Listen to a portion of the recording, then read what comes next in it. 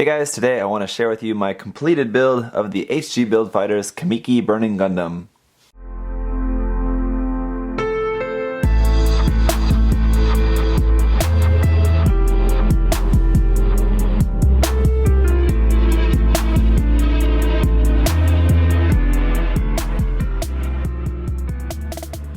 So as you can see, I've gone with a little bit of a custom color scheme here for the Kamiki Burning Gundam.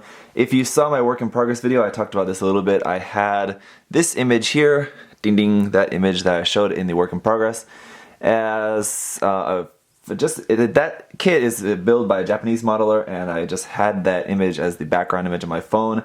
In that current state, that's actually just surfacer on there. It's just gray and pink surfacer, but I just thought it looked cool, and then that's been the background on my phone for a while, and every time my wife sees it, she's been saying that she really likes those color schemes, so she asked me, she said, why don't you make me a kit in those colors? So I said, okay. So over the weekend, over this past weekend, I whipped this up, just very simple, it's just painted, and I didn't even do any pen aligning on it at all. That was just kind of a stylistic choice, just because I wanted it to look like it's just kind of in that same kind of just primed state, not finished, but like this is painted, this is actually painted. That's not just surfacer, those are actual just paints on there. And then I did add just the one decal there, just the wolf head decal there on the shoulder. I did do just very minor customizing on this. One nice thing about this kit, one reason why I chose this as the kit that I wanted to do for making a kit for her, for my wife, was because I knew this was going to take very minimal work to get it ready for painting. So this is something that I just wanted to do kind of quickly, just as a nice little present for her, kind of surprise for her. So this really only had a couple of seam lines just on the shoulder armor, which was really easy to get rid of. And then on the sword sheath, not sure exactly the right word for it, but whatever, that had a seam line on there too. Anyway, just really minimal work to be done on the seams. And then just in terms of doing customization, there on the shoulder, just that was the part that has like the Kamiki kind of kanji there. I just filed that down completely flat, that circle piece, just made that totally flat, and then just stuck that decal on there. Here on the front skirts as well, the upper part of the front skirts was more raised. I toned that back and made that more flat as well, as flat as I could go before it would totally wear through the plastic. That's like paper thin right there actually at the moment. You could just like poke straight through that really easily with the needle. But that's pretty much it for the customization, and then everything else is just custom colors. So just in case anyone's interested, I'll go over the colors that I used for this. For the main armor, I used this color here, is just Mr. Color, Mr. Hobby 308. These are all lacquers, by the way. This is 308. It's gray FS 36375. US Air Force F-15, F-16, etc. So it's a kind of Air Force gray color there. For the joints and hands and the darker gray, I used just Mr. Color number 13, neutral gray.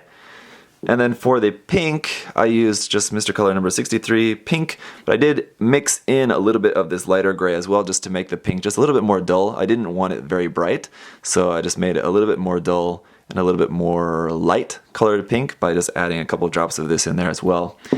Then for the blue parts, the clear blue parts, that's just the same clear blue, just out of box. Plastic clear blue, I didn't paint those at all, but I did paint the underside of those.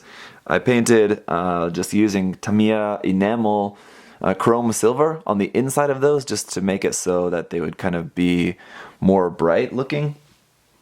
And then on the sword, I'll show you that. Here is the outer sheath part. Again, not sure the exact word.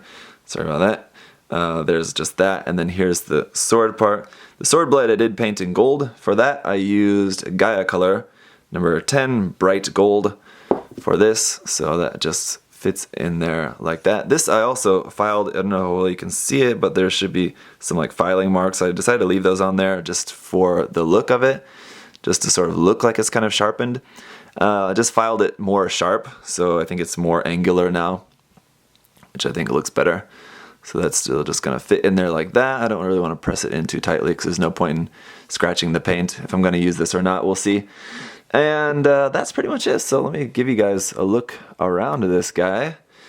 I will do a kind of compilation at the end of this video where I'm gonna shut up, stop talking, and just kind of show you guys just some video of just this, more close up and things like that. There's really not a whole lot of detail there, but there is some cool things, I guess, to see. I do have all the flame effect parts here as well, so I'll do a couple of poses. Not too much, but just to let you guys see how this is gonna look with the flame effect parts there as well. But overall, I'm really happy with the way this came out. It's really simple. Like I said, it only took me a couple days work, really, and that's just, I mean, really only a couple hours of work. But that's just kind of between everything else. It took about 36 hours. Basically, I already had the kit snapped, so not including that time, but just, yeah, from that. There is one more thing that I want to show you. And I want to tone down the lights a little bit and show you how this is going to look under UV light. So there you can see all those clear blue parts are going to be shining very brightly. And I think that's definitely helped by the chrome silver underneath. Definitely helps them to shine so bright and pure. If those were just the clear parts, you would see like a lot of like reflection inside the parts just because of the shape of them inside, but this basically turns them into like more solid, I think. So it's definitely going to be looking cool. And the flame parts are also going to look very good under UV light, so I'll show that to you in a second. That's pretty much all I have to say about the building process of this. Again, there wasn't really a whole lot to it, but I think it came out really well. My wife was very pleased with it, so that's good. Anyway, thank you guys for watching. I'll now just give you guys a look at the kit, sort of posed up in some different poses, so enjoy, and I'll see you guys next time. Bye bye.